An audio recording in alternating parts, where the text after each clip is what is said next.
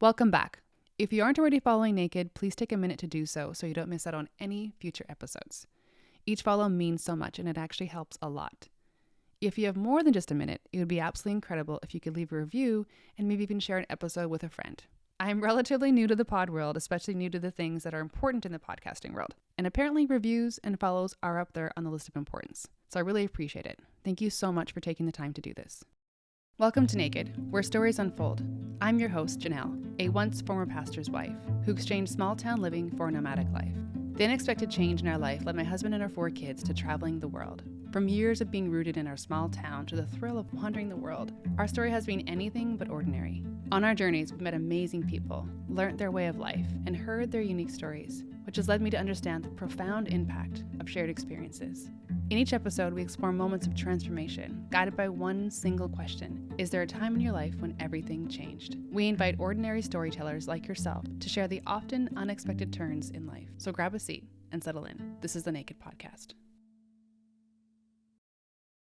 I am thrilled to introduce Bramble to you today, someone I met during a particular tumultuous time in our lives, coming out of months of lockdowns and spending Christmas apart from our families.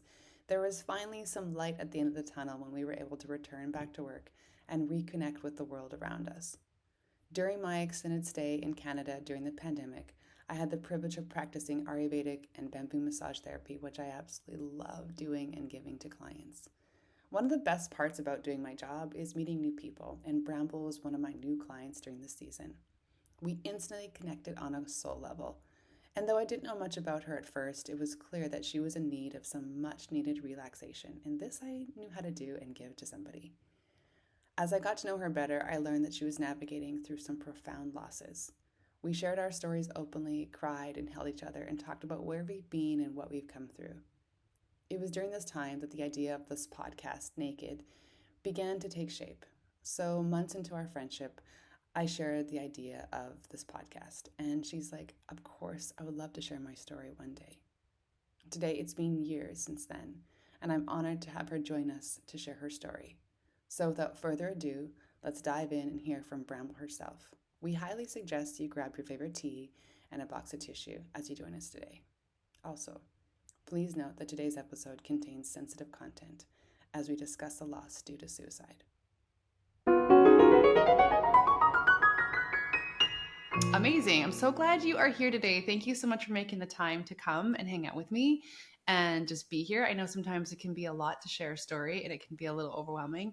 As I don't know if you watched my first episode is why I started naked. I was literally sweating before, like 2 days before, being like, I don't know, I can do this.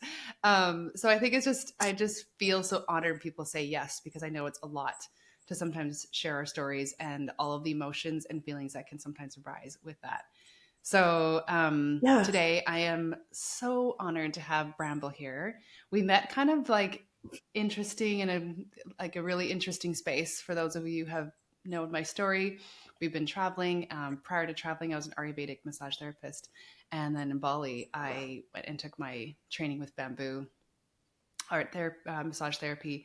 And through a beautiful connection from a friend, Bramble came and she had a massage, and we just had like this beautiful connection, I feel like, off the hop. And over the period of her coming kind of continually, we got to know each other. And I was like, oh my gosh, like, you have an incredible story. I'd love to one day hear more about that. And it's just kind of been an idea that's been looming out there for a while. But it has been, yeah, we've attempted this many times.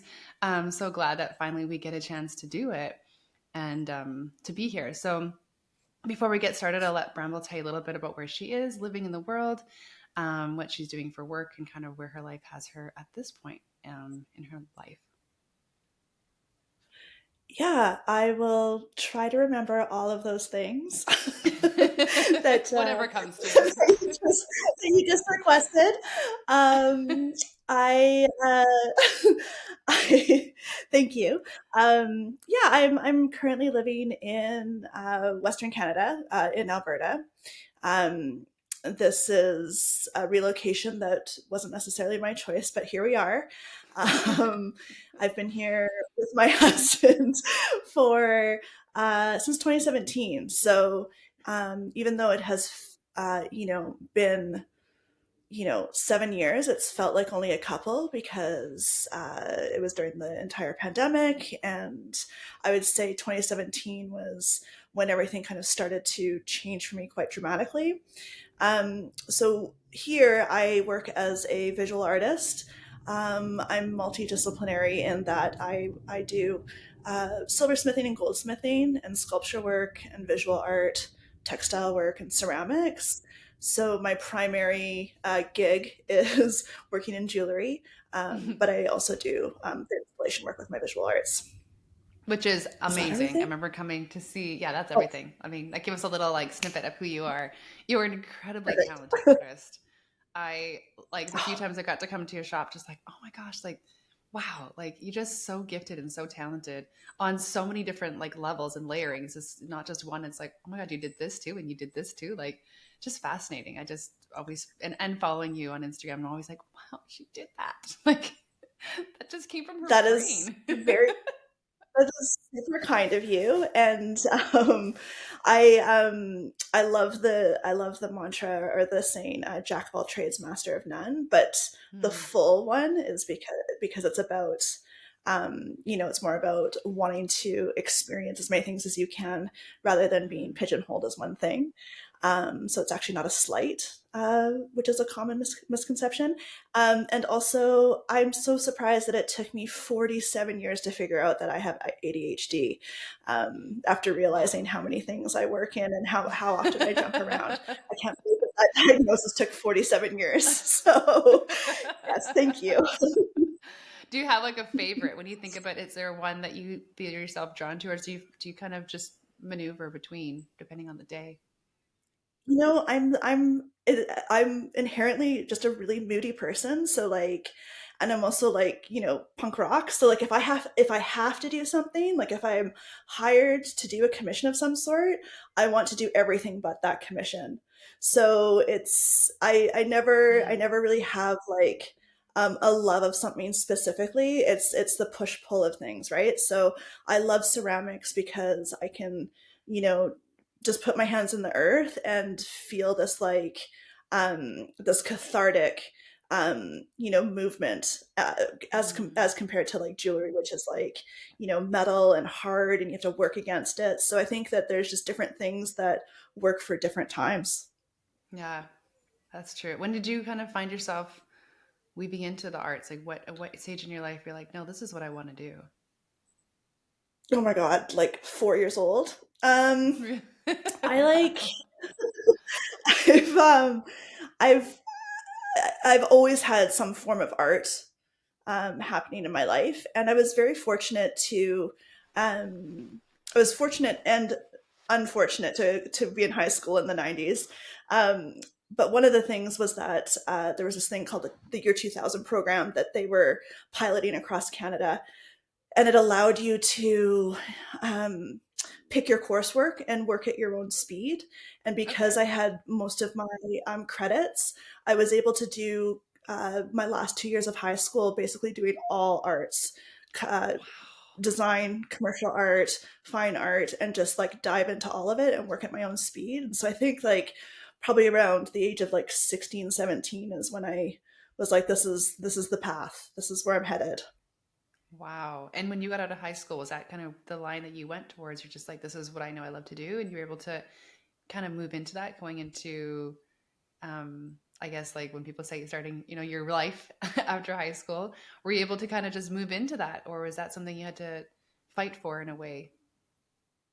I was. I did. I had two incredibly supportive parents who allowed me to to do my first year of fine arts. So I did my first year of my fine arts degree in '94, um, and at UBCO in BC because I'm from Vancouver.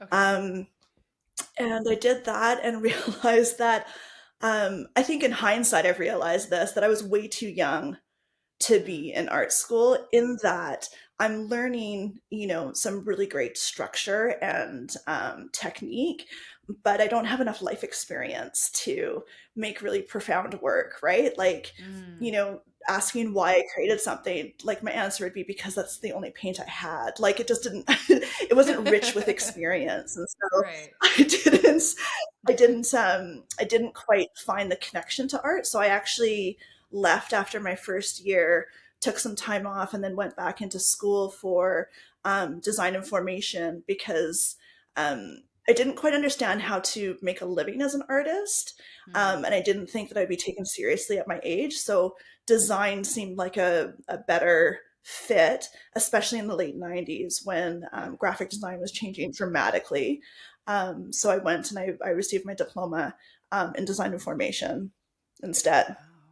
And I didn't really get back to fine art until about 12 years ago. Wow. That's incredible. That's amazing. When you have, I think I was talking to somebody the other day about just having the supportive people around you. And if your parents can be like, no, I see this in you. This is super valuable. Like, no, do this, like we got you. That is such a, Yeah, I mean, I think that yeah, I think that I'm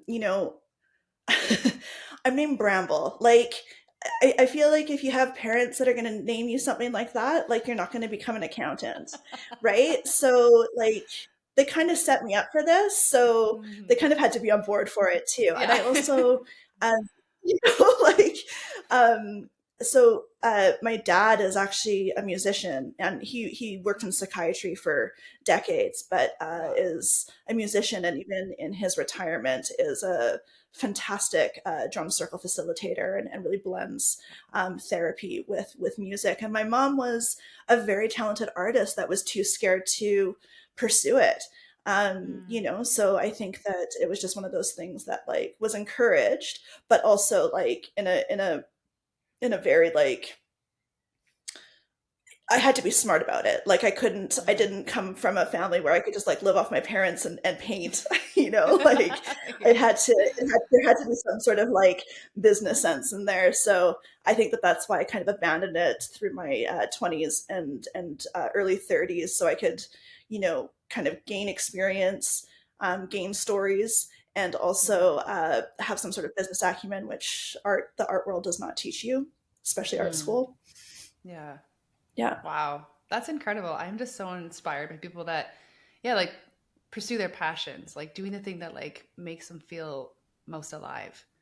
I think a lot of us can get stuck in the things that just pay the bills, but it sounds like whatever the gap there is in between, you found a way back to the thing that, or you took the time to get life experience and learn these things and go like, now, like this is now like I have so many layers that you've lived in your life that you can apply to your art, and what you create. Amazing. Yeah, absolutely. And I think that, it's hard to not acknowledge that I do come from a place of privilege in that way, that I still am in a very supportive relationship, where the support, whether it's financial or emotional, ebbs and Hmm. flows between the two of us. And the opportunity to walk away from my career in corporate to do my art full time, like it's it was absolutely a privilege to be able to do that, because Mm. it is a rocky road, and it's not set up for success. The art industry is not set up for success, period, right? So Yeah. you definitely have to do work on the side to make your work count. Yeah. Yeah. Amazing. Is there one piece of art that you have in your life that has been, I was talking to an artist a while ago. There's some pieces that you just have that you create thinking, oh, this is going to be something that I'm going to share and sell, but you're like, no, this one's sticking with me. Like this one holds so much of my story that I just want to take it with me. um I'm pretty self-deprecating. I like make art, then I hate it, and I just want it gone.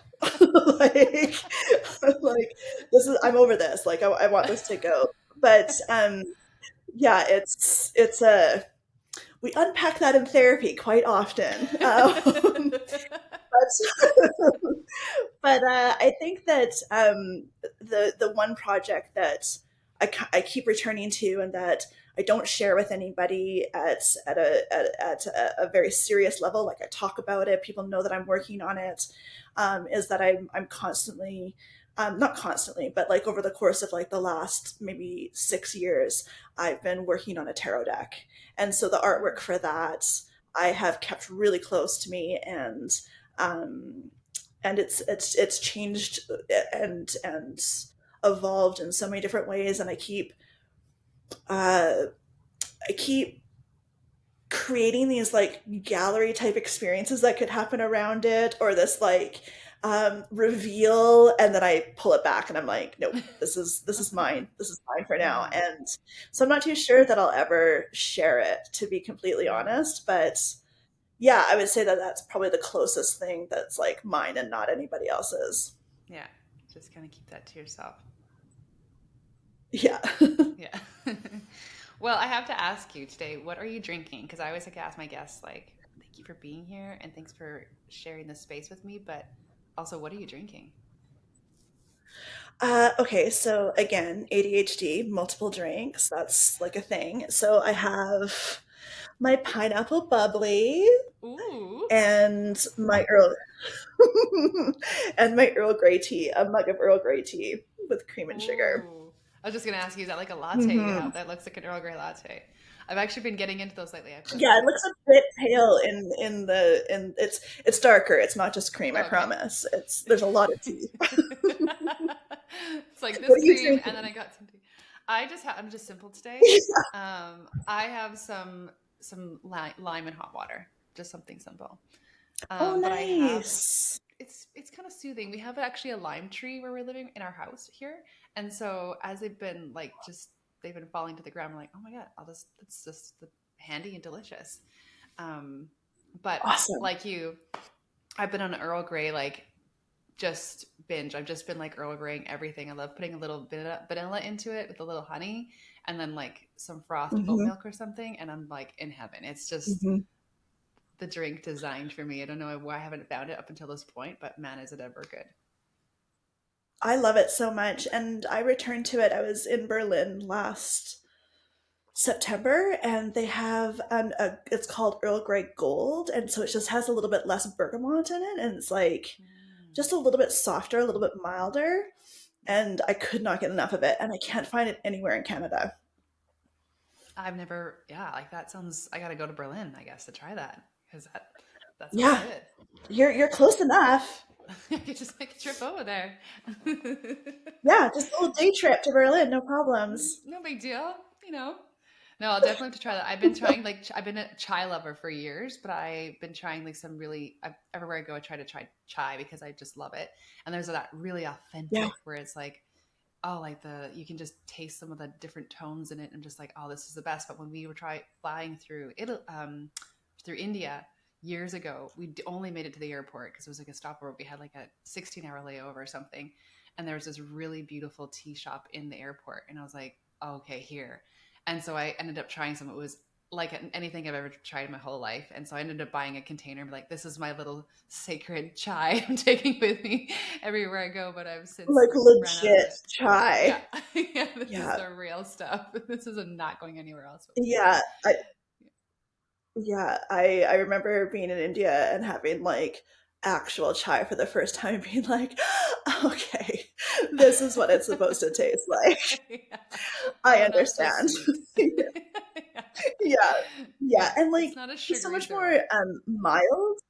Yeah. And you can just Mm. like to your point, you can just taste so many different like rich flavors in it without it being totally overpowering. It's great. Yeah, the This layers could of be it a are just. tea podcast. This could be a tea podcast. We just talk about tea the whole time. It's wonderful. Mm. Oh my goodness. Well, I think, as you know, the question I always ask when we come into the pod, and it's so interesting when I was reflecting yesterday about just journeys in my life, and I feel like there's a point in my life just this last year where a lot of things happened that seemed to change a lot of things. And so when I ask the question, like, is there a time in your life when everything changed? It's really like, which one of the times? Because there's so many, I feel like pivotal times in our life where like, oh, that changed everything. But then like a couple years later, something else happened and that really changed everything again. And so it's like even when I first did my first podcast, I was like, I have no idea what I'm going to say because there's like so many little points where I'm like, no, I could talk about that or that. Um, and so, like I said to you, coming to this, like, just kind of let it unfold like a flower. When you come here, I feel like people just know, oh, yeah, this is the thing that I feel like I want to talk about. And then we just kind of let it flow and let it, like I say, like unfold like a flower and let the space just be you, me, and some tea. You and some tea. Again, what the podcast should be called. We're changing the name. That's it. Rebrand. Yeah. Um, right. I can work on that for you. Let me know. Perfect. Thank you. But yeah, I appreciate that, and I like to your point. When you introduced that question, I unpacked it with a couple of people, and specifically my partner Steve, um, and he maintains that it's him that changed everything, which is, and I'm like, okay, and it is our 16-year anniversary today, so I feel like I should Oh my acknowledge that. gosh. Happy Um, anniversary. because he did change quite a bit. He was a very pivotal moment for me. I completely changed my life after we met for the better. Um, but um, I would say like maybe like the biggest kind of like internal changes and just general understanding of like myself and who I am as a person, and what I need to advocate for myself. I would say that biggest change came through losing my mom really suddenly, and Mm, not being able to work through any sort of closure that mm, we really needed. mm, And so, how do you heal and how do you advocate for yourself um, when you're also grieving a profound loss? Um, I think would be like the biggest moment for me. mm. How old were you when you lost your mom? It was 2017, so Okay. I was 41, So you're older in life. And were you guys, and I know that that's sorry, sorry, no, go ahead. sorry. I I was was just gonna not going say, to ask. um, go ahead. There's a bit of a delay here. So There I was is. just going to ask, were you and your mom, did life together? Were you quite close with your mom? Yeah, I mean, I would say that complicated is a euphemism for our relationship. It was one of the most complex, intertwined, loving yet savage relationship Mm, I've ever had. Um, she was a single mom. She was married 5 times. Um, I do not. I we grew up in a really kind of hectic and abusive way, whether it was from her partners or just how we grew up, and mm, so there were a lot of challenges I think in my adult life about having to deal with her and having to work through her guilt about that. So there mm, was a lot of, push and pull around that. Um, she was undiagnosed and had mental illness. She was absolutely a functioning alcoholic. Um, so all of these things are really hard to uh, reconcile in a mother mm, daughter relationship. And I would say that our relationship at times could be quite toxic. But at the same time, I think that she was also a product of her upbringing, mm, and I can't fault her for a lot of those things. But I had to really, work through that idea on my own because she was gone so quickly. She was gone so suddenly, mm, right? mm, So, yeah, our relationship was complex, complex as hell. But I do know that she loved me and I loved her so mm, much. But mm. sometimes that's not enough, right? So Yeah. Yeah. yeah, That is like, and when you say suddenly, it's like I feel like there's so much that when people leave so quickly, it's like there's oftentimes so much left in the balance, so many unspoken, so many words that were left unspoken, so many things that weren't yeah, communicated, you know. It's yeah, absolutely. Like I think about the last conversation that we had, it was not positive. It was a really rough conversation. Um, I've had to work through the guilt around that for sure. And also, working through the idea that uh, we thought that it was an accident, but it was actually suicide. So for that to kind of like um, put more kind of in it, like more onto myself, more onto my brother about why she decided to do these things, and just like again, the forgiveness and having to do that all on your own without that mm-hmm. person present, it was rough, and it's ongoing. It's ongoing. Yeah, I can imagine the pain of losing somebody, then realizing later, like the how it unfolded, and like that settling into the understanding of another layer to process. Yeah, absolutely. And I think that you know it's something that I've learned to say, because I think it's important to say, like, like my like that word suicide is very, very hard to say. Um but it's important because it's part of the healing process that I have to go through. And if I don't acknowledge that, then it's just always going to linger, right?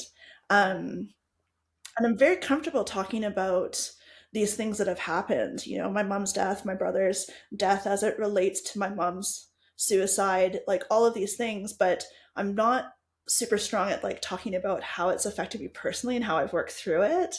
Mm-hmm. Um, but I think that maybe what comes with that is understanding the idea of resilience, and knowing that that word is not necessarily a positive all the time. Mm-hmm. And that if people, because I think from the outside, people are very quick to just talk about um, how strong you are, how you've been dealt all of these things and you keep moving forward. Like you start to wear that like a badge of resilience.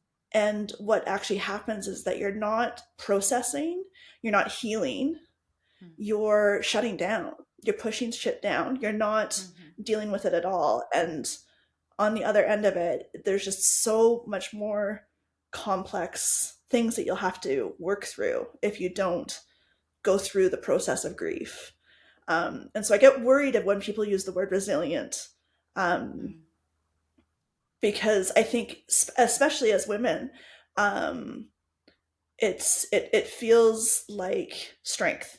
Um, but it's an imposter. If you like, it is okay to be vulnerable, it's okay to break down, it's okay to Mm-hmm. start from the beginning.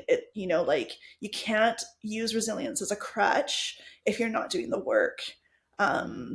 to get through all of those closure moments.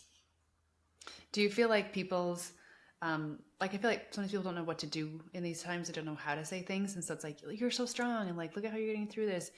Did you feel like those words almost made you feel like you had to mask, like you kind of mentioned, like kind of push all that stuff down, but have, in a sense, do you feel like you had to be something for everybody else around you because you wanted to be what they kind of hope to see in you? Like, look how resilient you are. Was that part For of the? sure. I would say so. I would say that I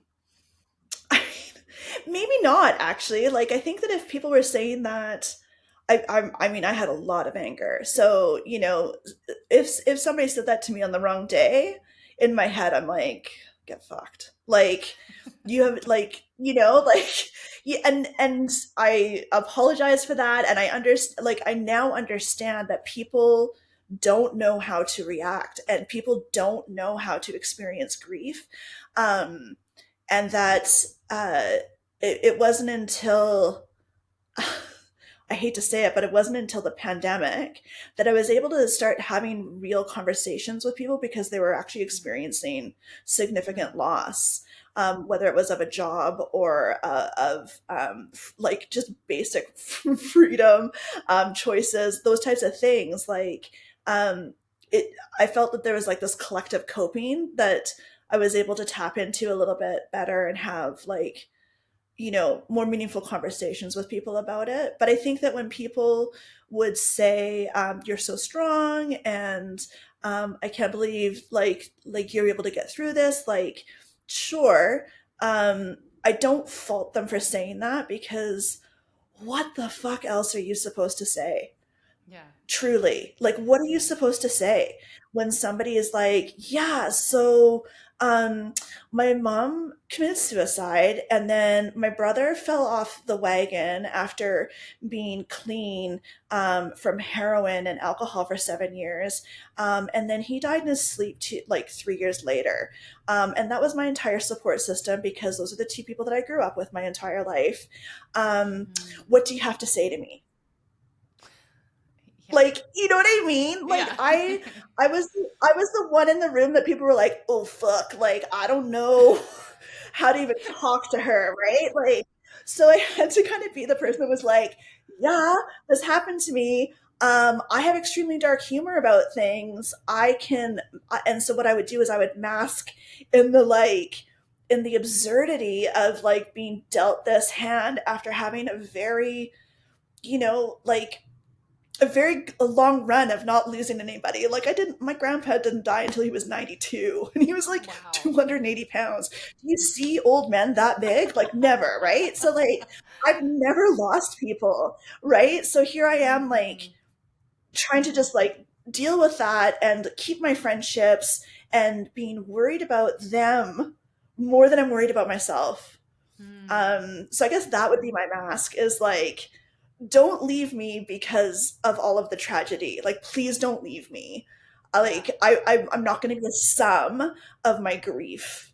And so I Mm. think that that's where I really had to start dissecting the idea of resilience, because I was I was not like, I wasn't clocking my own mental health, which Mm-hmm. was exactly what my mom did and Yeah. exactly what my brother did. And so I really had to kind of be like, I got to break this like idea up, and be the person that like seeks help. And so I Mm. have a lot of humor around my mental health too. But at least I'm getting help, like, Yeah. at least Yeah. I'm getting help about it, and realizing what my like boundaries are and what my capacity is, and what I need from people, and but also like working through the idea that like my mom was who she was, and she was smart, and she was amazing, and people loved her, and she also had an extremely dark side, and um that's okay. And I feel more sad about our relationship than angry now, Mm. which I think is probably a step towards the closure of not being able to have that moment with her before she passed away. Mm. Like the phases of healing. That was a full loop of combos, sorry about that. No, no. Um, I think about, yeah, that's a lot to unpack, and I can imagine, like you said, you coming into the room and your friends being like, I don't know what to say, like this sense of like, it's almost like, the white elephant coming into the room, and that people don't want to talk about it, but not talking about it creates this awkwardness. And so you like knowing, it sounds like you just were like, I'm just gonna face it. It just be like talk about it and become comfortable with it, even though it is uncomfortable for you and for the people that on the other end, because they don't know how to hold you. I think something we don't know how to do very well is hold people in their grief, because we don't know what to Sure. say, especially if we've not gone through it. There's a complete detachment. It's like, here's some flowers. Like, You know, people feel a little lost. Yeah, totally. Yeah, it's totally it was what was interesting though too, you know, was that some people that were I was very very close with, who I watched them lose people that were close to them, were Mm-hmm. also not able to be there for me, because it Mm-hmm. does trigger things for people too, right? So like you can't like in your haze of grief you don't see that, you just see like isolation. Nobody wants to actually like nobody wants to be around. That's how you perceive it, right? But Mm-hmm. either nobody has experienced um, profound loss, and so they don't know how to act, or they have and they're triggered, and both of those things are okay. Yeah. They're okay, right? Yeah. And it's and conversations in hindsight with friends are like that just disappeared and then Mm-hmm. reappeared a couple of years later. You know, Yeah. it's like them asking what they could have done differently, and the only thing I can say is just act. You know, like saying like I'm here if you need anything is an action.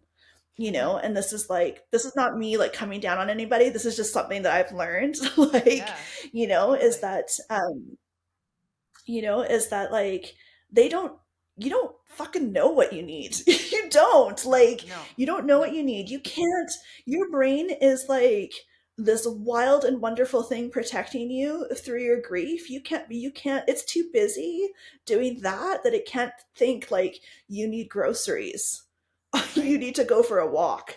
Like, Yeah. you know, so like if there's anything that I learned through this process is that when somebody's going through some sort of grief, doesn't have to be like a profound personal loss like that. It can be anything, like losing a job, anything. Like just Mm-hmm. act, right? Like, hey, I'm coming by tomorrow and we're gonna go for a walk. Does Yeah. that work for you? You know, not like, hey, what can I do? Right? Like Yeah. it's action. And so like in that piece, I think when you have somebody that's telling you that you're so resilient and so strong, um, they're like, okay, I've done my job. I've told them that they're strong, they're good, they got this. I can go and do this, right? Where Mm-hmm. it's like they're not strong. Shit's going down, and they might not be telling you. So like, show up, pull up, you know. Mm-hmm. Mm-hmm. I think that's exactly where it gets lost because people do say like, "Let me know if you need anything. Let me know if how I can help you." And when you're in the middle of grief, or when you're in the middle of loss, or even like I saw somebody the other day, they're talking about becoming a mom, and like she's like, "I had to send. I'm apologizing to all of my friends who had kids before me. I had no idea that you just needed me to come over and just fold your laundry, just have an adult conversation with you, just like change a diaper. Totally. Like I had no idea. I was bringing muffins and then leaving and thinking, I brought you muffins. And it's like, that's really great. And I love that. But there's these things that you don't always know you don't know how to give until you've been on the other end of that. And you're like, oh, Yeah. like when I went through my Yeah. mental breakdown, like when my husband would come home and wash my feet, that was just reminding me that I was still alive, you know. And it's like I Yeah. just needed someone just to just touch me, you know, just to like a bit of human touch, you know. Sometimes it's just a hug, Absolutely. or it's just like Yep. a walk, like I'll be there, I'm bringing tea, we're going for a walk, and you're like, I didn't even know I needed to go for a walk. I didn't even know the seasons changed. Like what? Like I've been Yeah. in this Yeah. tunnel, had no clue we were in the middle of winter, you know. And it's like I've lived that, and having people come over and do those things and just show up, it's something, you know, you don't, it's hard because you don't know until you know. um and That's oftentimes exactly you, it, right? yeah, Like like you now just going, don't know until you know. yeah. Yeah. But I like Sorry, that I know people there's a bit of a find, delay. I apologize. don't worry. I do understand what you're saying though. People who are going through things, just show up, like just just be there, you know, just Hmm. in whatever capacity you can, whether it's like it is going for a walk, or whether it is leaving a note on their car in the morning when they head to work, just knowing that you were thinking of them, and just showing up in random ways that they do remind you that you're not alone. And they sometimes they are the lifeline in the middle of the storm. Yeah. And you know somebody's Yeah. reaching for you. Absolutely. Absolutely. Yeah. And again, like I get really passionate talking about it, but I don't fault anybody for um how they show up. You know, Mm-hmm. it's more so like, if you're wondering how you can show up in the future, here are some ideas. Yeah. That's, you know, Exactly. because I'm not mad. Like I feel like I need to stress that because I get pretty fiery about these things, but it's not an anger in retrospect. It's just more so like what you learn, right? Like Yeah. it's just what you learn. Yeah. What you learn through the process. So you talked a little bit about Hmm. 2017 and your mom passing, and then there being like this time where you're kind of like putting it all down here. What helped you get from that place of like stuffing to being like, okay, I have to unpack this? Because I think what you said earlier, sometimes people get triggered by circumstances because they've lived it, and sometimes it's because we've never actually gone through the hard work of going, ah, oh, like that's still so there, and it doesn't feel like it's healed at all. So how did you get? How do you feel you've kind of 2017 to now? Like what was that timeline, and how did you find your way to finding healing and working through being able to just be open with it? Yeah, Sorry, that's a lot. I didn't. I didn't for a long time. I would say that that was the span that between 2017 and 2020. So it was the end of 2017 that my mom died. So like for 2018 and 2019, let's say, I thought that I had um, dealt with it. I didn't go to therapy. Um, there was shocked by the lack of resources that were available um, here for things that had happened like that. Um, I did tap into something later, which was great, but like I really coasted on that idea of resilience, right? Like I was the executor of of her will, and I had to take care of my stepdad, who was basically abandoned because he doesn't know anybody in the country. And you know, like he was left alone in Vancouver. So like I took on the role of fixer, and and just making sure that everybody else was moving through their grief, because obviously their grief was way more profound than mine.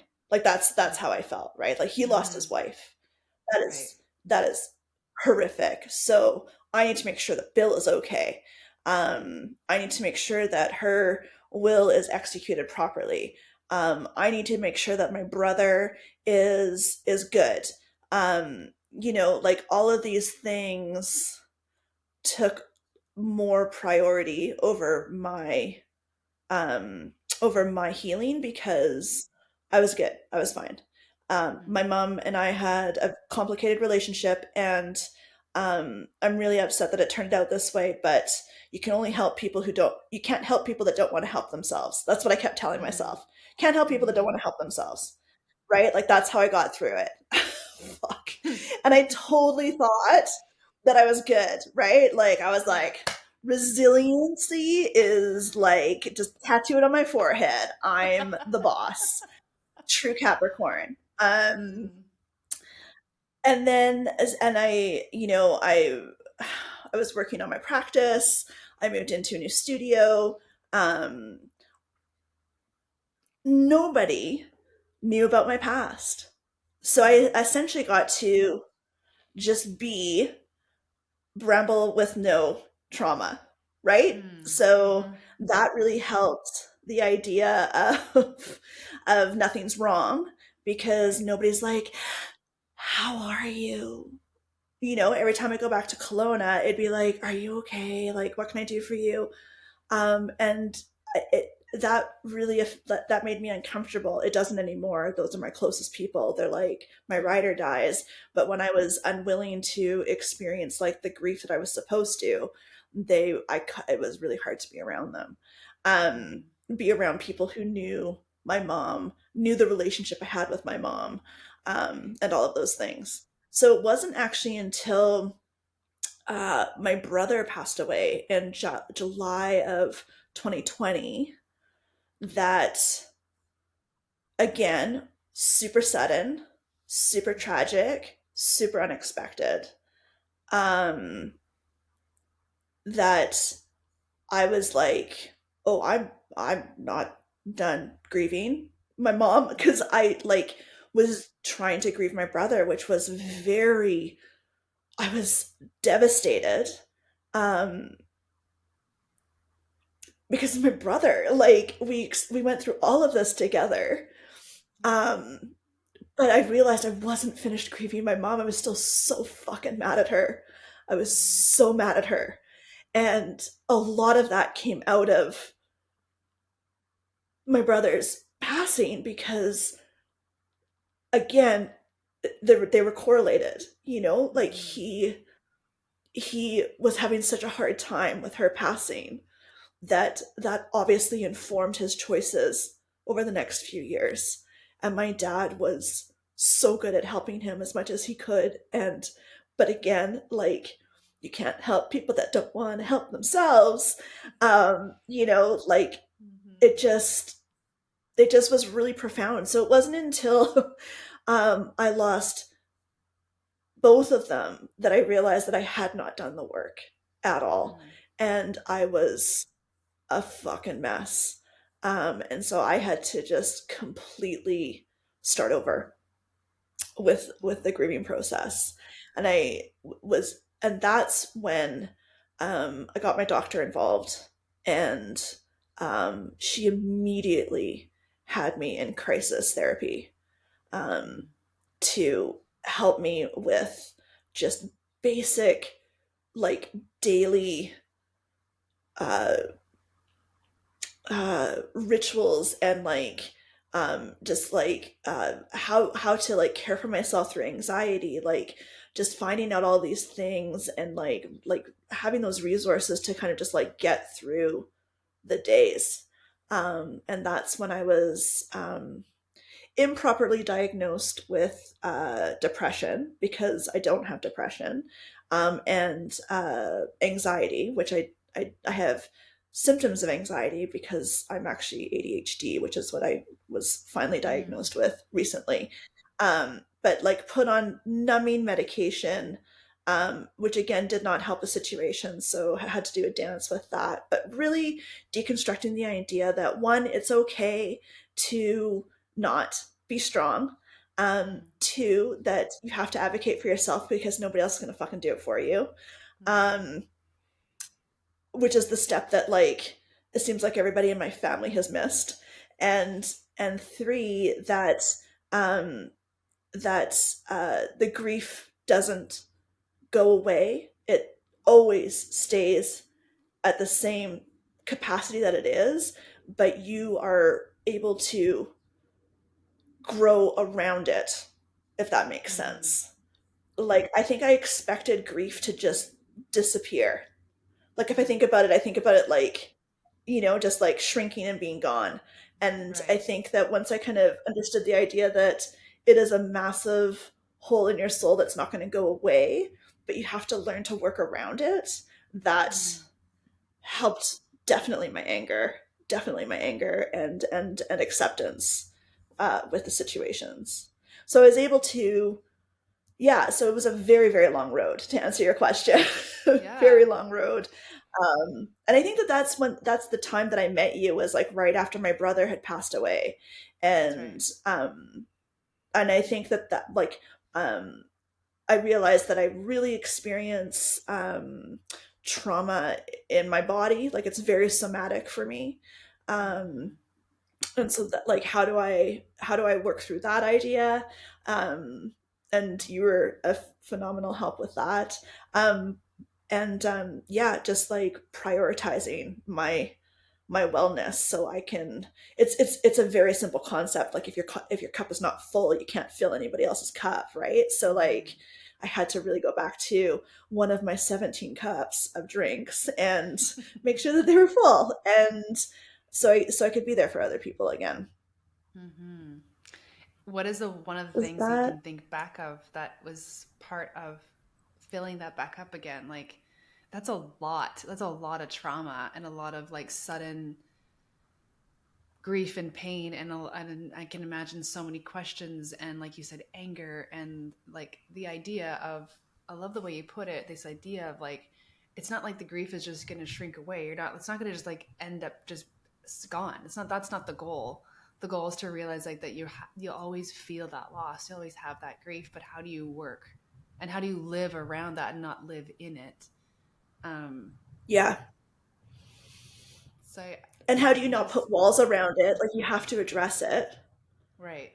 Like it's almost like this like it's yeah, it's just it's there. I can't yeah, I can't I think that it does come down to being wild, like you have to be self-aware. And I think that that was probably like my biggest fight was always with myself, like you're okay, like stop being a baby. You're okay. Mm-hmm. Mm-hmm. And now being actually like aware and being like you're not okay, you're not Yeah. okay. Um and also having the support of a fantastic spouse who has his own mental health journey, and and making sure that we just check in on each other, and it can't go unsaid, like that you Mm-hmm. have to prioritize your mental health, you have to. Yeah, it's something that I think a lot of us. I heard somebody once describe it like darkness grows in darkness, and telling somebody where you're at is like putting a little candle on in the room, and when there's a candle there, it can't absorb all of the darkness. Like the darkness can't be taken over because there's a flicker there, and so telling somebody is like just sparking something in the room so that that darkness doesn't fully consume you.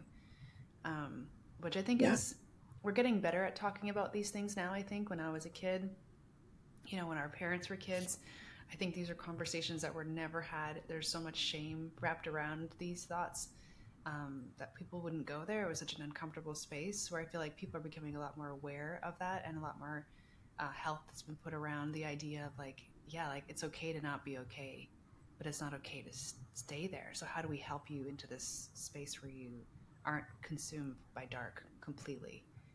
How do we get yeah, a light on in the room?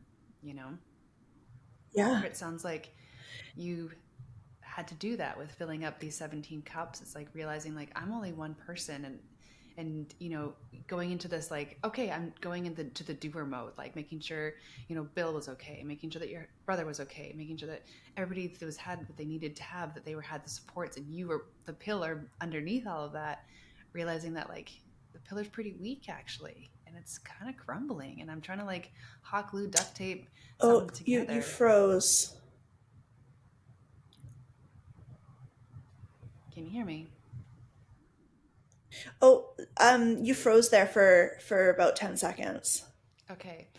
So I was just saying, like, being the pillar, where it's like you're trying to, like, you're underneath everybody else, but realizing like it's kind of weak, and you're trying to like duct tape, hot glue, whatever you can to keep it. And it's like, oh no, like, there's not, like, it's coming down, and realizing that. And after your brother's passing, and then how do you then fill up the 17 cups? Like, what was, you talked a bit about therapy, and it was that part of, and creating boundaries and stuff. And what was, yeah, what was that for you that was like, I'm slowly finding health, but also like putting back into me, like caring for you? What was that for you? What was that in terms of like what were the things that I did, or like how did I find Yeah. that? How did you find that? And what were the things that you did to, to help fill you back up? Uh, I I would say that I had to be told to to prioritize myself. It was not something that came naturally, and I'm not saying that from this like martyrdom whatsoever. It comes from trauma. It comes from complex PTSD of being a people pleaser and making sure that everybody else is okay, so that nothing bad happens, right? And so Mm. again, another layer of my mental health journey is exploring that idea, and kind of understanding the idea of like, if you aren't the person that, like, if you don't show up, what is Mm-hmm. actually going to happen? Mm. Like, do you actually think that everything is going to fall apart if you aren't there? It's like the idea that, like, if I'm on the motorcycle with my husband, he won't get in an accident. Like, Right. what the fuck? Like, like, that is not Yeah. how life works, right? But like, Yeah. and that's not from a place of ego. That's from a place of like severe trauma, right? Like, Mm-hmm. and so just, kind of understanding that idea of like you're not not that you're not going to make a difference, but like, people need to stand on their own as well. Like, you need Mm-hmm. to, and others need to, right? So Mm-hmm. understanding that idea of like maybe being less available, instead of calling my stepfather every day, I call him a couple times a week or maybe once a Mm-hmm. week, because I have set that standard that he needs to hear from me once a week. And if he doesn't, he's going to get mad or he's going to get upset or something's going to happen. It's not necessarily Right. true, right? Like, so Mm-hmm. understand the idea that like you're not the savior. Like, you truly aren't. Like, check yourself before you wreck yourself. You're not going to be the person that Yeah. saves everybody. You got to step in and save yourself, right? You have to prioritize Mm-hmm. yourself. So reframing those ideas, and not feeling selfish about it, because that was a really weird one too. Like, to stand up for myself and be like, I'm not available at these times, or I have to do this for me. Like, those are really hard things for me to say out loud, Mm-hmm. because I immediately think that somebody is going to be wildly offended by that, so Mm-hmm. mad, and think that I'm like the most selfish human in the world. And so, um, really having to just like be like, that's not my concern either. Like, I'm responsible for what I need. I'm responsible for my words. I'm responsible for my actions. I am never responsible for your reactions or how you Mm-hmm. take the things that I say to you. So that was like a really big concept for me that my father actually taught me. Um, those decades of psychiatry paying off. That you're not responsible for how people react. You're only responsible for what you say, what you do, how you do it. Those are your Mm-hmm. responsibilities, and that's it. Mm-hmm. That's it, right? So, um, after a few boundary conversations around people that weren't used to it, and me hanging up the phone and being like, oh my god, oh my god, oh my god, everything's gonna be like so bad, I realized that things were still gonna be okay. And now I've created this space where I have my time and my space to work on me, if that Mm. makes sense. Yeah. It's like clearing all that space so there actually is room. Because when you kind of run from this, like, oh, like, I got to be there for this person, I got to do this thing, I got to continue to show up, there leaves little room for Hmm. you to actually do, like, what does Bramble need? Like, because it's just so, there's so many things that are pulling you in so many different directions that it's easy, I think, in that, like, people pleasing, in that constant going and having to make sure that everybody else around you is okay. That's when we lose touch with this and what's actually going on here. It was, we don't feel the heart palpitations, Absolutely. we don't feel these, our bodies talking to us. She's like, hey, we're not okay. Like, I feel like the body is always talking. But if our body, if everything around us is so, it's too fast and too quick, we don't hear her. And begin to numb the voice of like, hey, we're not okay down over here. Like, you get it. Like, that's enough. We just, Yeah. Yeah, Yeah. that's exactly it. That's exact, and it is not just like grief. It is not a linear process. Like I've had um, recent situations in the last couple of months where I have absolutely redlined my nervous system, um, because I wasn't able to advocate for myself or create boundaries or expect respect. Um, and like I'm through it now, and I'm like, why did you do that? You have the tools, you have the resources, right? Like, but it's not linear. Like No. there No. are things and there are people that will come up that will mess with your success. you know? Mm-hmm. Mm-hmm.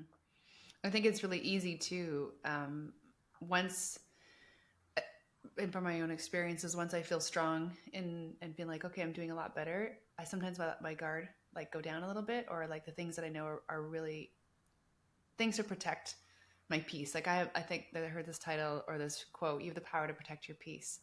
And it's like, yeah. And Yeah. sometimes I lose sight of that and what that looks like.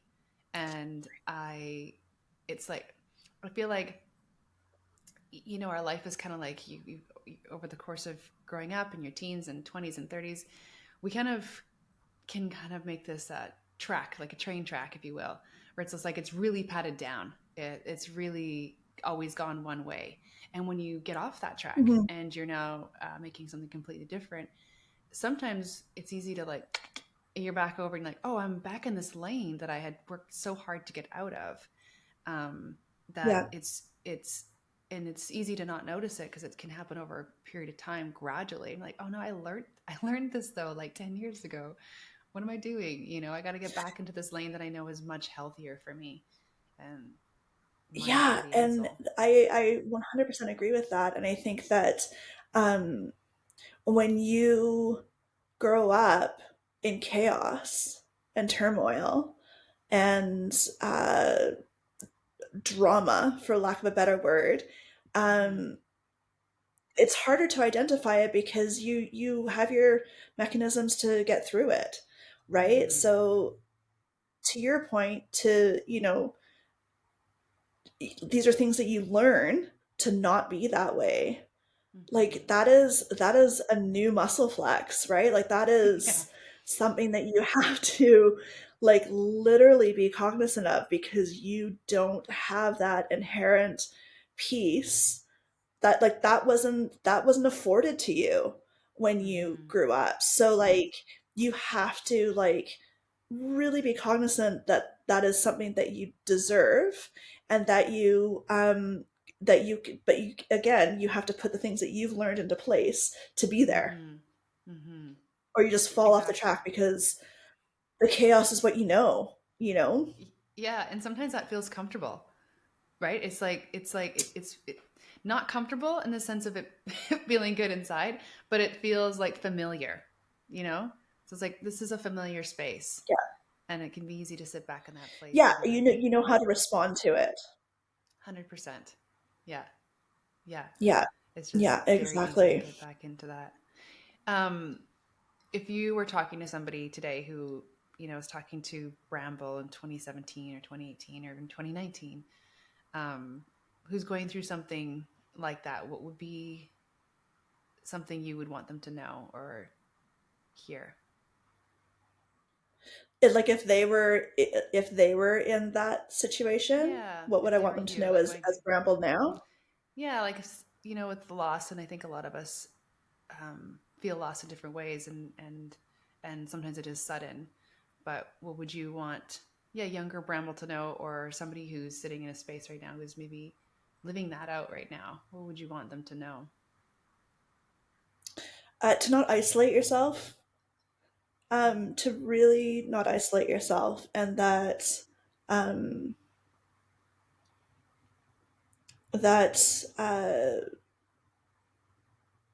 everybody just wants anybody that cares about you wants to help you, and um, and how they show up um, is like let them show up. Don't isolate yourself. don't be scared.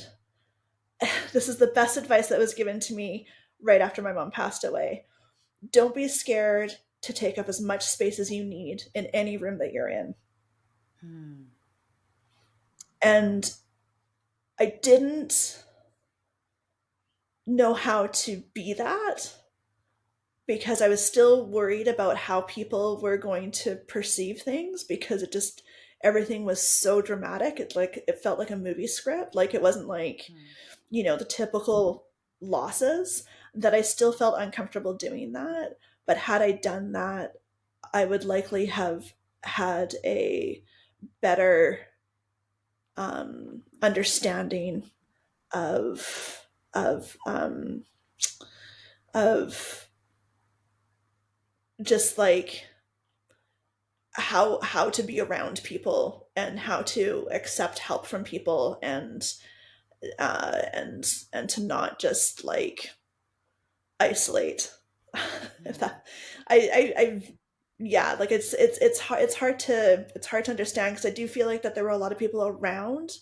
Like I picture it and I feel a lot of people around me, but I feel my resistance for towards any sort of like need for them, and that Hmm. is wildly messed up, Hmm. so um yeah, people people have broad shoulders and lean on them, and you might find it in the weirdest and most unexpected acquaintances versus versus your best friends, but just don't isolate yourself. Don't isolate yourself. I think that's a common thing to do when we are in spaces because we don't know what we need, or it is too Right. hard to talk about. Yeah. So just being alone feels like the safest place when actually can be one of the more dangerous places to be. Sure. Yeah, exactly. Hmm. Hmm. Exactly. Wow. I'm just so inspired by you and hearing your story and where you've come from, what you've gone through. Um, and sitting here and be able to talk about some of the hardest. I can't imagine, and I don't won't ever pretend to imagine what that must have be like or be like today even. Um, I, I talking to a friend a few years ago, and she's like, it's the first Christmases and the first birthdays, the first Thanksgivings that always feel like um, they feel hard, you know. Hmm. But like you said, it's like the pain just it's like the grief doesn't go away. It's part of the journey. Um, but it Yeah. sounds like you found a way to understand that and to to not try to build walls around it, like you said, but to move, like let it be a part of your world and let it kind of your world kind of grow around it and realize like that's just there, you know, it's just part of your story. Yeah. Um, Yeah, it is. That's exactly it. It's part of your story, um and if people have a hard time accepting that as part of your story, that is not your fault. mhm, That's mhm. not on you. No, that's not for you to carry. Those aren't your people, No. kind of thing. Exactly. Exactly. And being okay with that, being okay with people Yeah. not being your people. Yeah, understanding that. Yeah, I've definitely I've gone from, I would say, like very um not at a micro level, but like having a high level of need for control, Mm, um to being like, you do you. um mm, like I don't try to um control outcomes. I don't try to control situations. I let people reveal themselves. I let situations reveal themselves. um and that brings a lot of time and space into your life too. mm-hmm, But I think that having um, having situations that were just completely out of your control makes you realize that like you just have to accept what you can and can't mm-hmm. um, have a say in. Control. Yeah. Is there Yeah. something that you've a practice you have or something you've instilled into your life with the grief that you found is like something you can turn to that it fills up your cup when you're like, oh, I'm kind of getting depleted, or just something that you turn to that brings you comfort, or um, like I know in our grief stages, it's like it can be in waves sometimes, and knowing what to do in that wave when we kind of goes down. Do you have something that you kind of turn to these days? Yeah, I mean, I think again it comes back to being yeah, having the privilege of being an artist. I Mm-hmm. get to kind of create my parameters of circumstance and creation. So I get to, like put that emotion into something. Mm-hmm. And I'm it's the idea of my grief and coping and how it actually parallels everything that has happened in the last 4 years to all of us, allows me to process through my artwork. Um, so I get to do that kind of on the daily, and in a way, it keeps me in check. Um, but I would also say that um, I just am way better, and I think this comes with age too. Like I'm just way better at understanding like the physicality of need, whether it's like movement, mindfulness, like whatever it is, like Mm-hmm. um, that I really am more cognizant of what like my physical body needs to for me to be able to show up at my best as well. Yeah. Do you feel you're like heightened? Like you're more attuned to your body, going through everything. Do you feel like journey of being angry, going through this sadness, trying navigating through healing with your counselor, psychologist, and that, and then feeling. I feel like in life we get really good at just turning off to not feeling, which is why we can just suppress everything and we can just suppress all of our emotions until it doesn't. There's no more room for it down there. But I feel like coming through my journey too of just like mental breakdown, I'm so much more aware. It's not like I don't think my body was ever less, it's not like it's less capable to handle things. I just feel like I'm more aware of what it's saying and what it's saying. Yeah, absolutely. Absolutely. I was lucky enough to have a therapist for a short amount of time that really helped me understand somatic anxiety and understand like, okay, I'm feeling this way, and what is happening to my body when that's happening, right? So that kind of check in of like, okay, I'm going through a patch where I'm very angry at my brother and his passing. So what's happening here?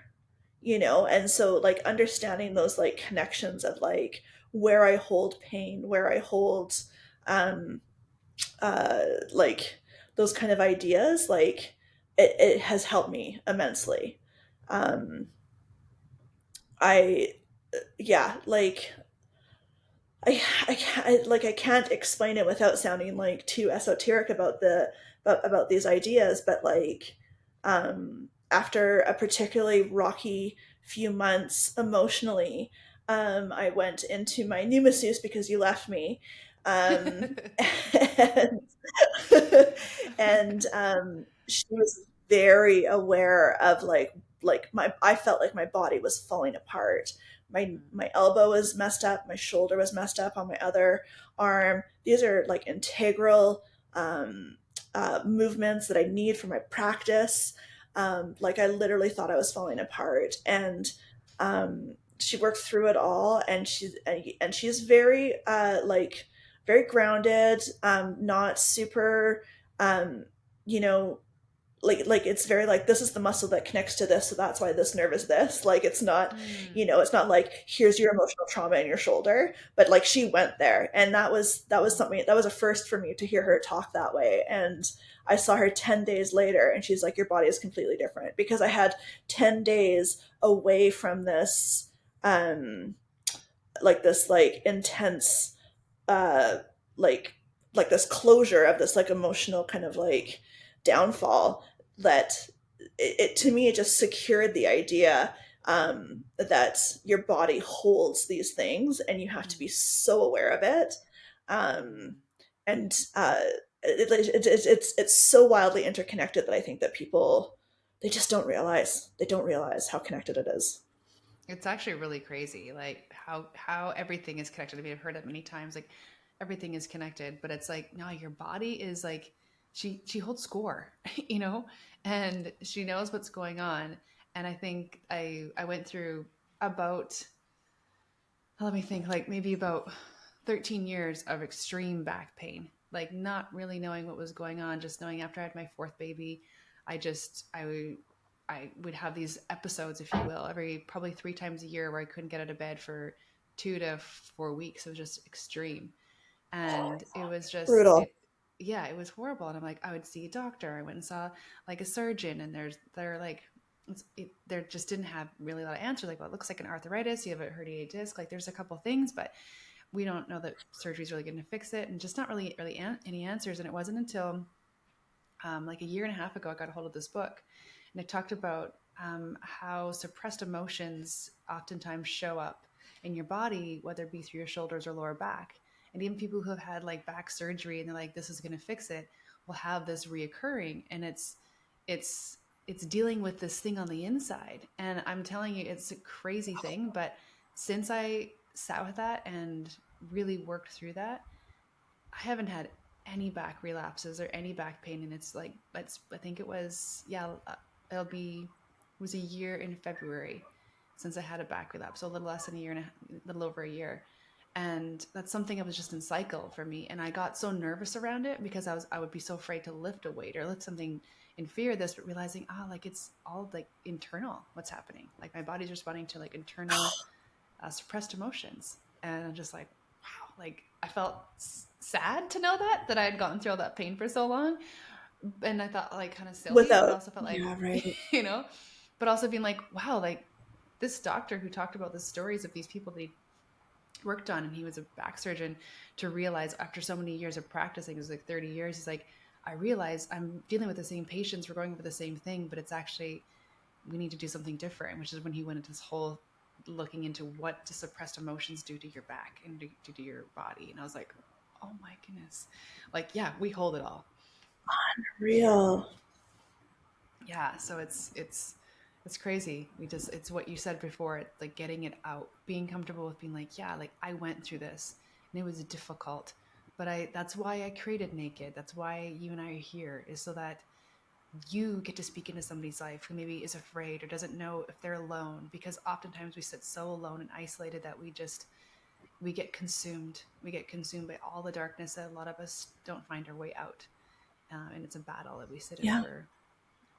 for our time here. And so I am so utterly grateful that you came and that you were open to sharing your story. I knew from the moment I met you when life was crumbling, and I remember working on your body and just like yeah, everything was just so tender, and then our conversations were just so real and just so tender. I was like, oh, I want to know more about you. And I'm so honored that you said yes and that you're open to coming here. And I know it can be hard in ways that people don't understand until they're sitting in this space where they're sharing their story. So I don't take it lightly, and I feel very, very honored that you'd share such a point in your life where I can't imagine the pain and the grief that really wrapped you in that season, but that you've come through. And sharing this, I feel, will help people know that are sitting in a similar space, or even those who are holding space for someone going through it.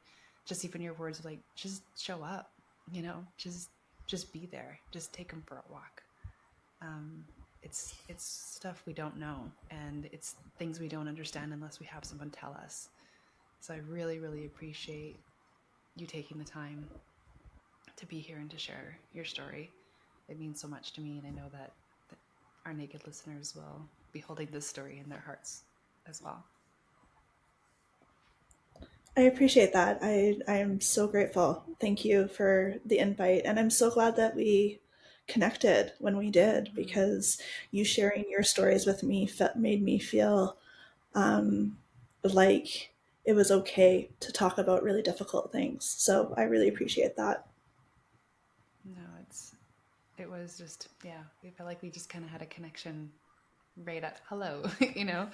Um, I always like Yeah. asking this question kind of at the end to wrap things up in life, because I think it's so beautiful what people are at in their stages. And so in this season of life for you, what is the one thing, maybe there's many things, but one that you can think of at this moment that has brought you joy in the last little season, or maybe brings you continual joy? What is something that just kind of gets you here in the goodness? Uh, this is gonna sound so corny. Um, but the idea that I just have everything I need. Um, Hmm. I look around and I have the most incredible partner that is so supportive and quirky and just an absolute partner in everything that we do, Hmm. and like just understanding that that is like rare. um it just is. It's I don't have words for it. I can't believe that I'm so lucky to have what I have. Hmm.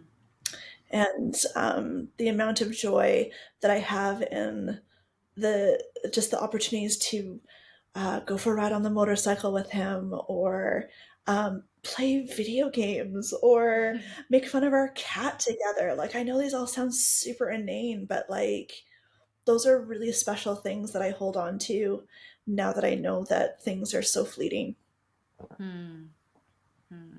That's beautiful. I love that. I love it. Like to know that I have everything I need. Like just, and you got a partner that you love doing life with. I think that's the thing that we're all, when you go through life, I think we're all hoping to find partnership with somebody who we can really, really do life with. So the fact that you have that is like rare, like you said, and it's beautiful, and it's something worth valuing and really celebrating. So I am so happy for you on your 16th anniversary, and I am beyond honored that you took time out of your anniversary to be here today. I hope that you two Not a have problem at all. a really like beautiful rest of your day together, and celebrating all that you guys share and are together. What a treat to be able to do 16 years with Yeah. somebody This and is still a like picture of us when we first met. oh, that's that's It's a picture. amazing. Yeah, I it's a love it. drawing. It's one of my friends, Kelly Isaac. She drew it, but it's a What? photo of one of the very first. Yeah, one of the very first photos of us. Wow. Yeah. And now here you are, Yeah. 16 years later. Well, probably more than that. Total partner in Celebrating. crime still to this day. Oh, and the fact Yeah. that you can be like, I really love this person, and we just like have fun about talking about how silly our cat is, or playing video games, or whatever. Like that, 16 years into it, that you're still having a good time. I mean, that's Oh incredible. yeah, total dorks to the end, forever. Yeah. I like Yeah. it. Dorks to the Big end. time nerds. Oh, Yeah. well, thank you so much. I hope you have a beautiful rest of your day, and sending you a big giant Thank you. hug. And yeah, so much gratitude to have you here on the Naked Podcast. Thank you so much, Janelle. I really appreciate this opportunity. Thank you. Oh, it's my pleasure. Take care, and I'll see you when I come back to Canada, hopefully. Okay, Yeah, you better. take care. Ciao. Okay, bye. I recently experienced loss in my life, which brought up so many thoughts, feelings, and new understandings that seem to so closely connect with this podcast. So I thought I would share it with you today. Loss is a way of digging up old memories, highlighting the moments that once were, often bringing back the smells and sounds and the way the wind moved when life seemed so endless with them. Questions of, did we say enough? Did they know how much they meant, how much they were loved? We find ourselves writing tributes with all the words we think we may have missed, wanting to fill in the gaps when we didn't say everything we wanted to. Because often, there's no close to the end of a chapter. It comes without notice, and we are left holding the memories. Much like the close of a book you never want to end, only this time, we're one of the main characters. Often we wonder, how will we go on? Life feels empty, so incomplete. I believe that's how it's meant to feel, because they fill the hole we never knew needed filling until they were nuzzled in it. Love isn't meant to be replaced or filled by something else or someone new. No, that was just for them. So as we honor the space they filled in our lives, we must remember that our lives pay tribute to them every time a smile spreads across our faces. In our laughter that fills a room, in our small and big accomplishments, when we sing their favorite song or dance wildly like they once did, when we find ourselves saying something they once said, when we hug tightly like they first hugged us, when we try something new because they taught us to. Tributes continue, they live on, and as they do, we spread the world with a little more of them. Thank you for joining us. I hope you enjoyed today's episode. Please take a moment to subscribe and leave a review wherever you get your podcast goodness. This way you'll never miss out on any future episodes, plus it really helps us. And if you want to share your favorite episode with a friend, that would be absolutely incredible. This goes a long way. If you'd like to join Naked by sharing part of your story, just leave us a message on Instagram or email us at nakedwithjanelle@gmail.com. Also, a big thanks to my son, Mikkel, who is the best cheerleader and maybe one of the biggest believers in Naked, and also produces and edits all our podcasts. I am beyond grateful for him and very aware that I couldn't do this on my own. Thank you so much for tuning in and for being here.